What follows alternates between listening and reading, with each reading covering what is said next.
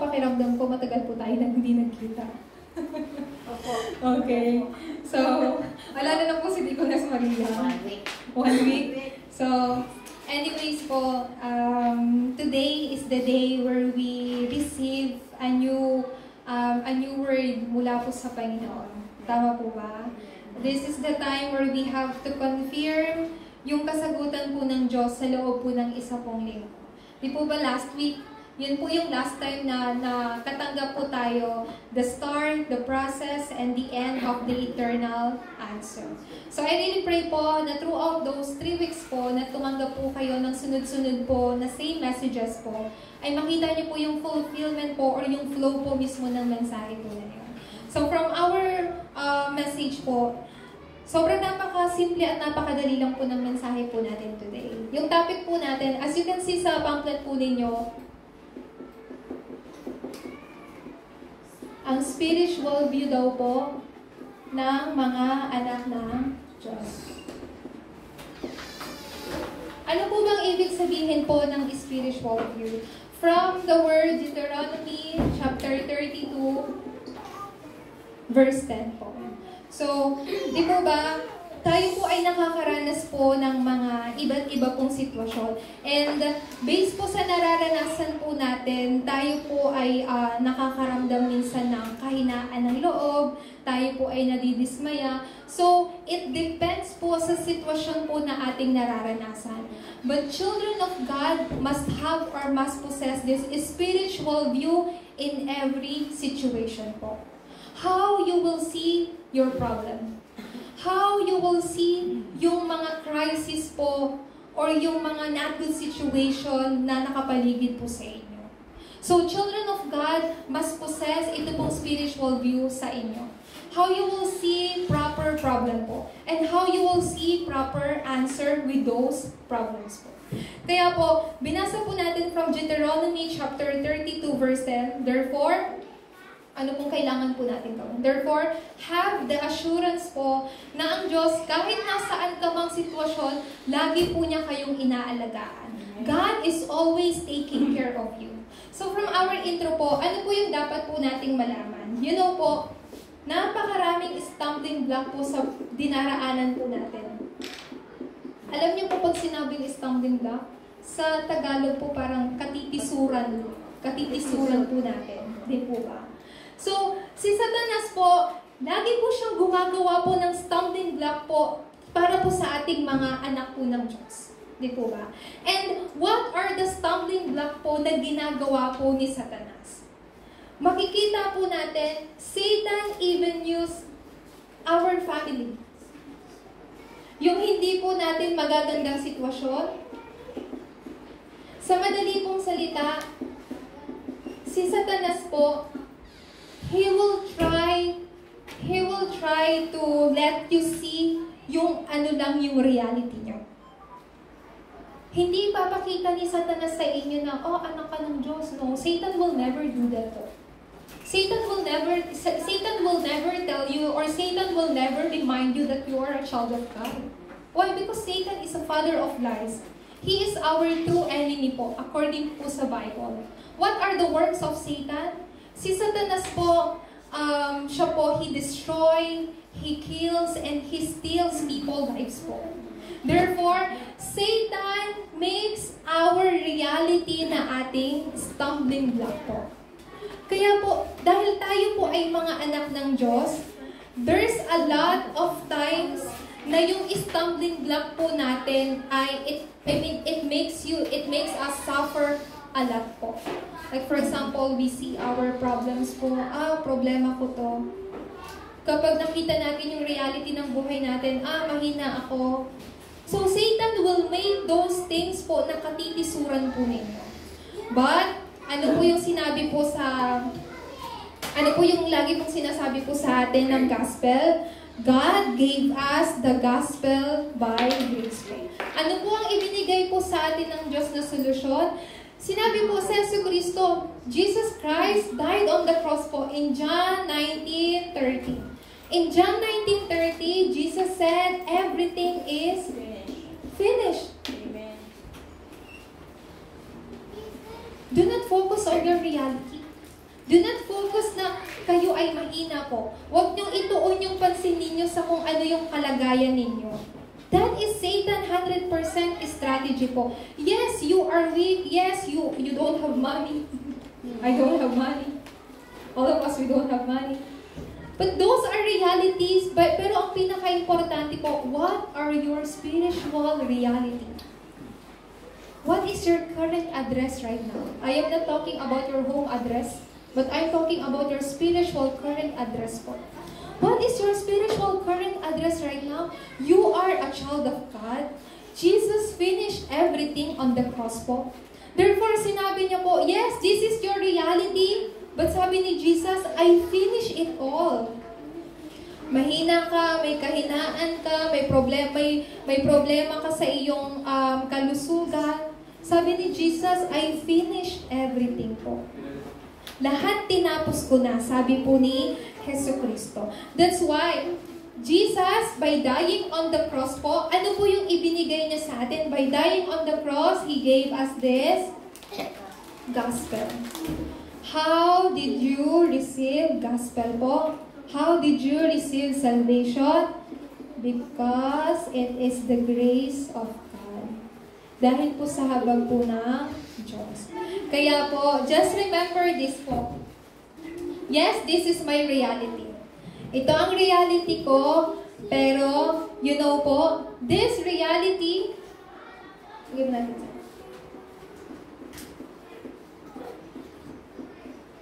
yes, it's nobody. We are just nobody po. Pero, from there, mula po dyan, gagamitin po kayo ng Diyos to save everybody po. From nobody to everybody. We are just nobody po. Just look at Joseph po. Mukha lang po siyang nobody po at first. Pero through Joseph po, one person, he was able to save you, Egypt po. He was able to do Egypt evangelization po. Sino po si Joseph? Si Joseph po mahina. Si Joseph po, meron din siyang family problem like you. Di po ba? Si Joseph po nakulong. Pero through that one person po, from being nobody, Joseph was able to save everybody po. So mga deaconess po, like almost of our church members po are deaconess. Mga lay church leader po kayo. You are church officer po ng ating pong simbahan. So, your reality, it seems like nothing. Your reality seems like nothing. Pero sa pamamagitan po niyan, God will save everything po. This is your true reality. Sa mga remnants natin, makikita po natin, oh, when I see this remnants, whenever I see this child seems like he has no hope. Di po ba? Minsan meron po tayong ganong ganun pong tawag po niyan, na naiisip na po natin. You know po, we adults, we have to change our minds po.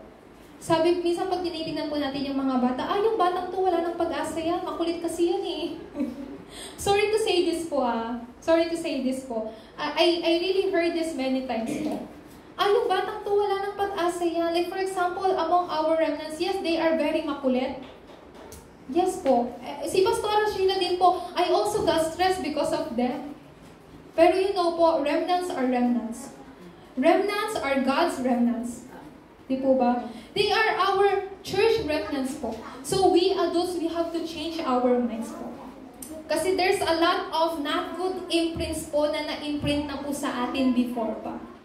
Kaya nga po, these remnants, though we can see po na they are very weak, wala silang hope, wala silang future, but just look at Joseph po. Joseph, siya ay nobody. He has nothing first po. Pero Joseph was able to save everybody. He was able to save everything po. So, ganun po dapat yung makita po natin sa mga remnants.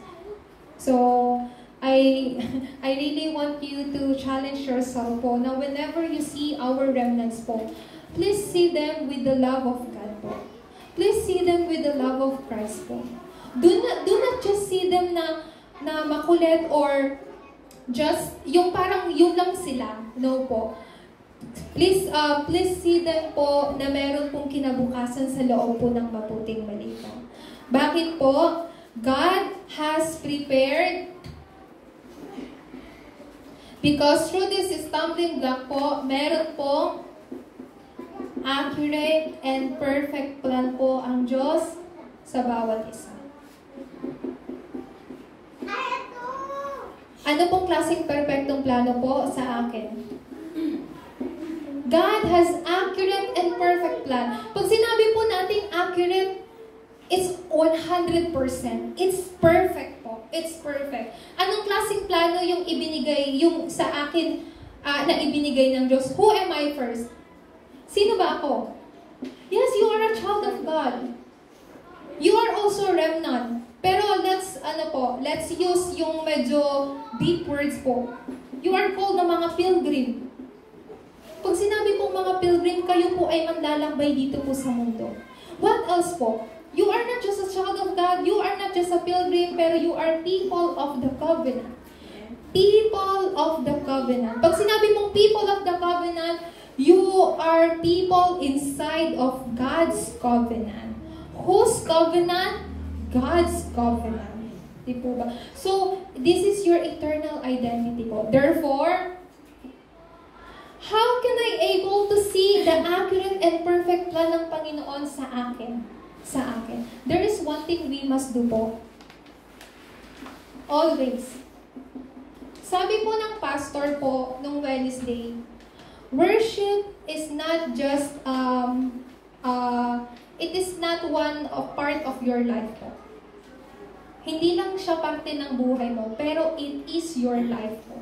Do you understand po what are the difference between that? Worship is not just a part of your life or not just a part of many things, pero it should be your everything po. Your worship. Yung worship, hindi lang siya parte ng buhay nyo, it should be your everything po. You know po, parents, yung mga parents, when they had their own children po, all they think po, my children, my children, my children. Why po? Because yung mga mother po, they have this instinct na their everything is their children. Tama po ba? But we, children of God, our everything should worship po. Bakit po? Kasi ang lahat po ng bagay ay nasa loob po ng pagsamba. Pastora Sheila, si Moksanim, si Pastora Sheila always keeps on telling, worship is everything. Pero wala naman akong everything. I didn't get that everything. What is that everything po? Yung blessing po ninyo bilang isang anak po ng Diyos. You know po, worship ay dapat na maging sentro po ng buhay ninyo. You know po, yung mga Israelites po, nung sila po ay umalis po sa Egypt po, when they are in the wilderness po, ang Diyos po, nagturo po sa kanila to build tabernacle. So, the Israelites po, Moses told them na, tawag po niyan, they have to build yung bahay po nila na nakatapat po sa tabernacle. All their tents po, all their house is directed towards tabernacle. What is that po? Sa church. Sa loob po ng worship. They always think about this worship po. Tanging simbahan po. Kapag binubuksan po nila yung pintuan po nila, nakadirekta po lagi sa tabernacle. Ano pong ibig sabihin yan? Center ng worship po. Center sa church po. Kaya po, pangalawa, God has accurate and perfect plan sa field po ninyo. Paano niyo po makikita po yan? Ito pong field po na to, katulad po dito, of course po, worship should be our top priority. Pero yung prayer din po, kailangan maging priority po ninyo in all things. Prayer should be your priority in all things po. Sa lahat ng bagay. Sa lahat, pag sinabi po natin sa lahat ng bagay, marami pong mga nangyayari sa buhay po natin. So So lahat po ng yan ay ilagay po ninyo sa loob po ng panalangin. Ano po yung importanteng field po ninyo? Lagi ko pong sinasabi yung pamilya po ninyo. Pero do not just focus on your family po. God has called you po para i-share yung gospel po na to sa ibang tao. You are evangelist po. You are not just a child of God, pilgrim, people of the covenant. Pero most of our members po are lay church leaders po. Pangatlo, God has accurate and perfect plan in your future. None of us maaari pong malaman kung ano yung future natin. Di po ba? Wala po sa ating nakakaalam ng kinabukasan natin. Pero, ang kinabukasan po natin, makikita po natin yan sa loob po ng evangelism. So, hindi lang po yon. Ano pong sabi sa Acts chapter 1, verse 8? Sabi po ni Jesus, you will receive power when the Holy Spirit comes upon you. Kayo daw po ay magiging mga saksi, mga witness po to the ends of the earth. So, ito pong worship natin, kailangan maging imprint natin to. Kasi, through worship po, we are receiving the Word of God. Di po ba? Yung prayer po, kailangan po maging roots natin ito. Yung evangelism po, kailangan natin maging nature po. So, it's imprint, root, and nature po sa loob po ng mabuting balita. Therefore, yung spiritual view po ninyo bilang mga anak ng Diyos, wag lang po kayo, do not just stay in your reality po. Jesus Christ has finished all your reality in life po. Kasi sabi niya yun sa John 19:30 po, kayo pong mga adults, our lay church leaders po, our church officer po, you must hold on to the accurate covenant po na tanging si Jesus lamang ang Kristo. The moment you hold on to the accurate covenant po, that's where our next generation will be saved po, will revive po. Amen po ba? The moment you hold on to the covenant po, that's where your next generation, that's where your posterity po ay maliligtas. You know po, when I heard your mga forums po, some of you po, most of you nananalangin po na magkaroon ng magandang future yung mga next generation po ninyo. But Deaconess Amelia. When Deaconess Amelia started to hold on to accurate covenant, God is the one who will work sa future po ni Tintin. Amen po ba? Amen. The moment when Deaconess po, the moment you hold on to the accurate covenant po that Jesus is the Christ, yun po yung mag-i-start na you don't have to worry about Tintin's future. You know po, worrying about Remnant's future, it's not your work po. It's God's work. Di po ba? So, si Deaconess Beth, worrying about Liza is not your work po. It's God's work. What is your work po? Just hold on to the accurate covenant. Deaconess Sita, you have marami pong mga apo, grandchildren. Worrying about their future, worrying about them is not your work. It's God's work po. During our forum, si Deaconess Elena always praying for her grandson, Hysen. Lagi po siyang nananalangin, di po ba sa apo niya, Panginoon, si Hysen, sana magbago na ganyan. You know po, Deaconess Elena, worrying about Hysen is not your work. It's God's work po. Just leave it to God. Kayo pong mga lay church leader, all you have to do is to hold on to the accurate covenant. You know po. Deaconess Maria, you cannot help your family po. You cannot help your neighbors. Continuously, eternally, forever, cannot po. So, Deaconess Maria kailangan lang po natin ng kapangyarihan mula po sa Diyos. What is true strength mula po sa Panginoon? True strength po is by receiving the Word of God. When you have the Word of God po, yun po magkakaroon kayo ng kalakasan. So worrying about those useless things po ay hindi po natin trabaho. Trabaho po yun ng Panginoon. Ang trabaho lang po natin panghawakan po yung covenant niya. Dalian po natin. So bilang isang mga anak ng Diyos, what should be your spiritual view po? Ano po yung dapat na spiritual view po ninyo? Sabi ko po sa inyo kanina, ang spiritual view is how you see your problems and answer po properly. Una po sa lahat, you have to know what is real problem.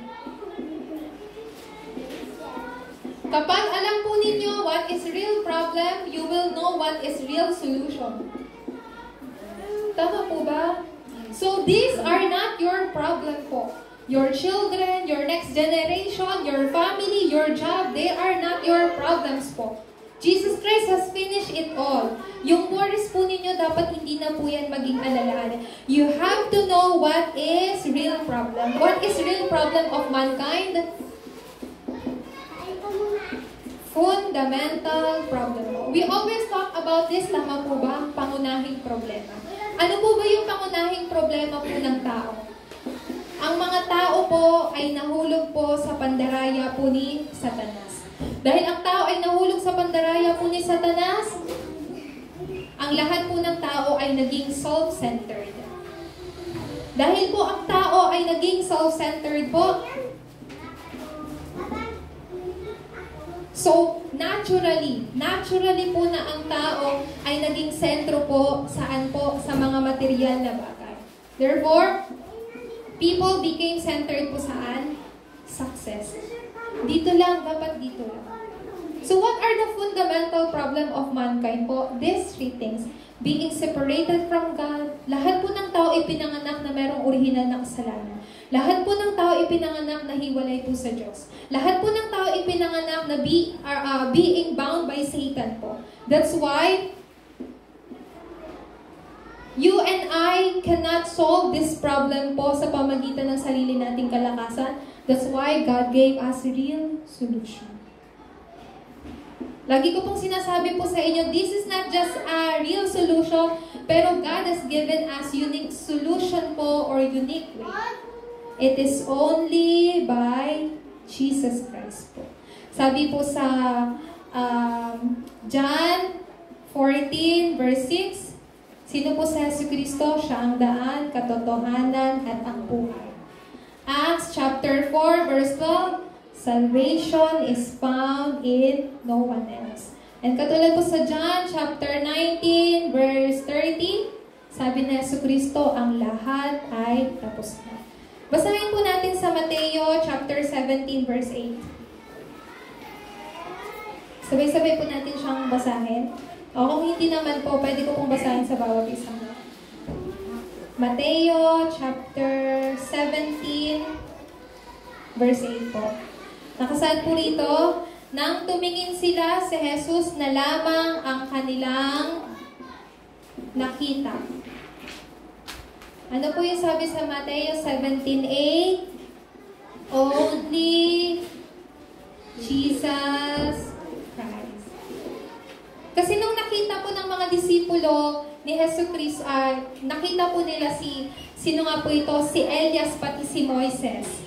Si Pedro po yung nandoon. So sabi ni Pedro, Panginoong Jesus, magpiprepare po kami ng tent para po sa inyo. Kasi nakita niya si Elias pati si Moises eh. Tapos ang tumingin ulit sila, si Jesus na lang yung natira. So ibig sabihin po nito, hindi sa pamagitan ng batas, hindi sa pamagitan ng anumang bagay, but only by believing Jesus Christ po ang tao magkakaroon ng salvation. Therefore po, ibinigay po sa atin ng Diyos yung unique solution po na ito. Kaya po pangalawa po, by understanding what is real problem and real solution po sa pag-open niyo po ng inyong spiritual view, kailangan po natin, ano po ba yung standard ng mga anak ng Diyos? We have to change my standard into God's standard. Ulitin ko po. Sabi po ng pastor na pumunta po dito, sinabi po niya, do not pass your own standard to children po. Alam niyo pong ibig sabihin po nito? Alam niyo po ibig sabihin nun? Ibig sabihin po nun, do not give your own thoughts, your own ideas to children po. So, tayo pong mga adults po, sometimes po, kumbaga po, meron na pong nakikita po natin na, parang hanggang dito na lang yung life ko or yung situation ko. Like that kind of thoughts po do not relate to children po. Especially our remnants. Why? Because they are they are future po ng ating pong bansa. So, sinasabi ko po ba na tayo pong mga matatanda, wala pong future? No, we have future. Why? Because we are God's children. Importante po yung mga remnants, importante din po kayo because you are their greatest prayer background po. Hindi po lalaki ng maayos ang mga remnants po natin kung hindi nyo po sila ipapanalangin. Di po ba? Hindi po sila lalaki ng maayos kung hindi po, kung wala po silang marireceive po ng Word of God. Sa madali pong salita, you are also important po, a very important platform to our remnants po. Kasi wala naman po yung mga remnants natin dito kung wala naman po tayong mga adult, di po ba? Especially yung mga adults po natin. Wala po yung mga remnants natin kung wala din po kayo. Wala po tayong matatawag po ng future kung wala po tayo. So meaning to say, you are very important platform para po sa ating mga remnants. So una po, what should be our standard po?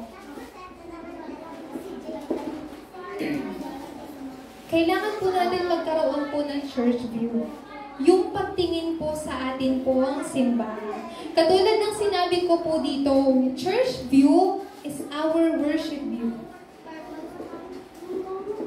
Like what I said earlier po, during wilderness po, they built tabernacle.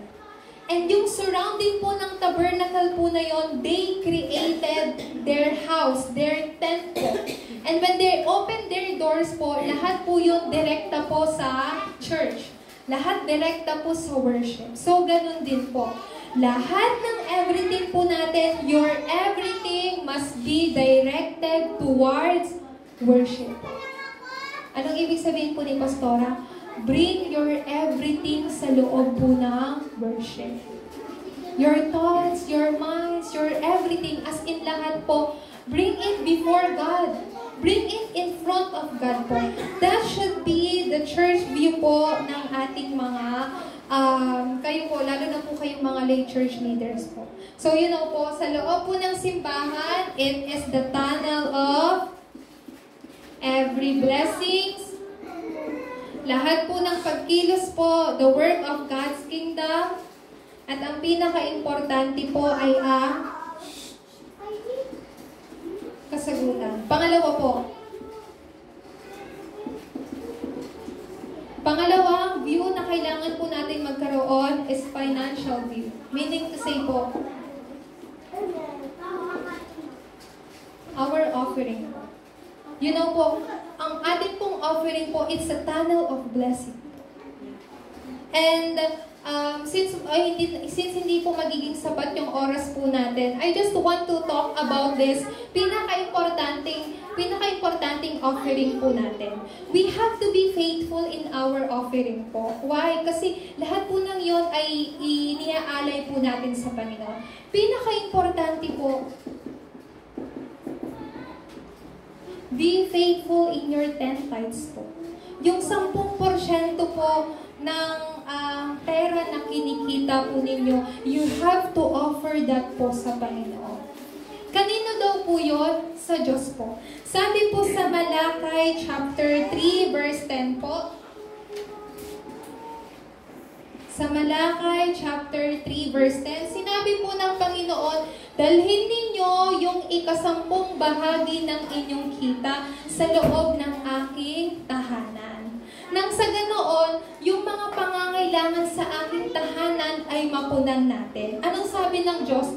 Test me. Sabi ng Diyos, test me. Subukin mo ako kung hindi ko ibigay lahat ng pagpapala sa iyo. Sinabi rin po dyan na when we do not keep our 10 tithes, we are stealing from God daw po. Nagnanakaw daw po tayo sa Panginoon. Is this my word po? No. This is God's word po. So we have to keep our 10 tithes. Let me tell you once again po, yung worship po natin is a tunnel of blessing, word, and answer. Same with our 10 tithes po. You know po, I heard lots of stories regarding 10 tithes po from our Samonin po. And it seems like, alam niyo po, parang fake story po. Pero when you listen carefully po, that's where you will see po yung pagkilos po ng Diyos. Pastora Sheila, how can I give my 10 tithes? I have to, you know po, I have lots of children. I have to prepare foods for them. Yung asawa ko walang ganitong trabaho. Do it now po. Do it. So sorry to say this po. You know po, I heard lots of Filipinos po who tell this, even believers po. They said na, Pastora Sheila, when I win in Lotto, the moment I win sa Lotto po, yung mga Lotto, I will offer lots of offerings sa church. Marami pong boses na naririnig po yan. Pastora, when I get rich, I will build church and I will offer maraming offerings sa church. You know po, that's not important. Do it now. Keep your 10 tithes po. 10% po ng inyo pong kita, that's 10 tithes po. It's not important yung maliit o malaki po. It's not important yung small or big amount of money you offer to God, pero it's 10 tithes po. We have to be faithful po sa Panginoon. You know po, let me give you an example. Si Elder Gaius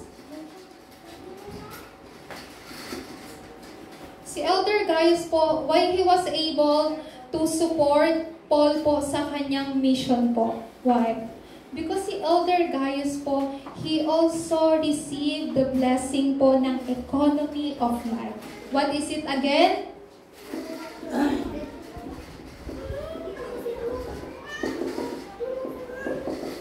Economy of life. Not just economy, not just ordinary economy, but economy of life. Whose life po? Jesus Christ's life. So, ulitin ko po, hindi po importante yung maliit o malaki pong ini-offer natin sa Diyos. Importante po, we have to do it now. Kailangan po nating simulan po. We have to be faithful in our 10 tithes po sa Panginoon.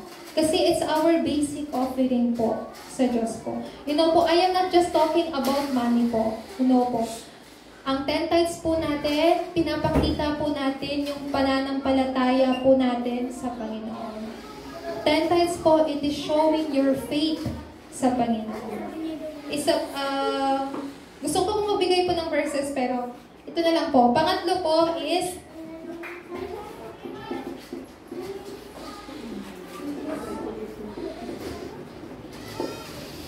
evangelism view. Mission po. Ibig sabihin po nito, because you are God's children po, God has called you bilang mga disciples po, mga disipulo po. What kind of disciples po? Disciple na meron pong salita po ng Diyos. I mean, disciple po who possess this gospel of Christ po. So tayo po ay tinawag po ng kanya pong mga witnesses. So sa atin pong conclusion, di ko na po isulat, sabihin ko na lang po. Sa ating conclusion po, una po sa lahat, let's enjoy the answer of with Emmanuel and oneness. Sino ang lagi kong nakakasama? Ang Diyos. Sa lahat ng pagkakataon, sa lahat ng sitwasyon, ang Diyos ay kasama ko. Ang Diyos, pinag-iisa niya ang lahat para sa ikabubuti ko. So starting from now on po, enjoy the blessing and answer of with Emmanuel and oneness. Pangalawa po, you have to have na magkaroon ng proper beginning po ng 3 concentration po ninyo. What is 3 concentration prayer po ulit? So umaga, the moment you open your eyes po, just think about the word na na-receive po ninyo. What's the title of our pulpit message nga ulit?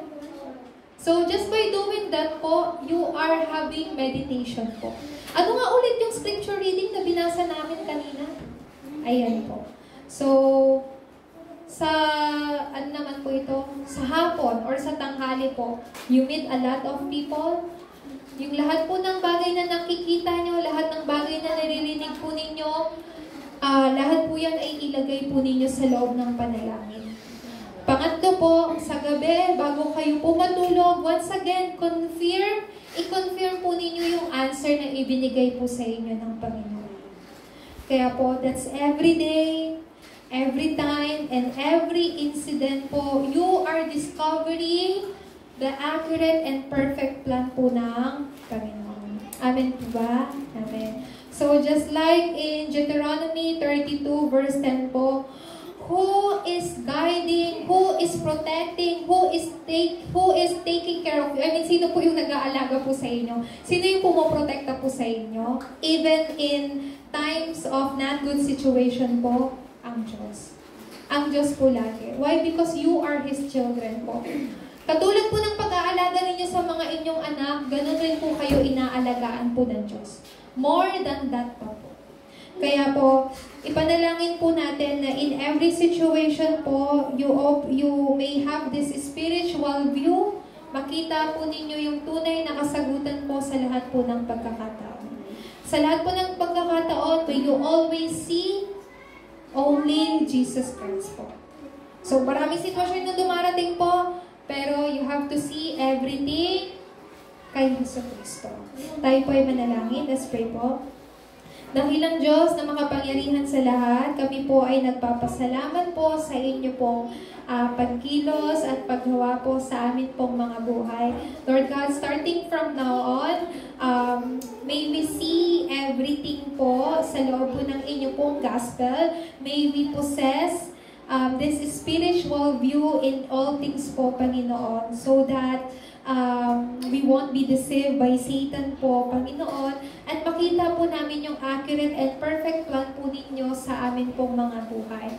Lord God, throughout this week, may we challenge ourselves to change our own standard into God's standard po, to see our church, to see our financial, and to see evangelism po according po sa inyo pong salita. Lord, dinadalangin ko po na patuloy niyo pong i-restore ang lahat po ng uri po ng pagpapala sa buhay po ng mga miyembro ng simbahang ito. Ito po ang aming dalangin sa tanging pangalan ni Jesucristo. Amen. Amen. At this time po,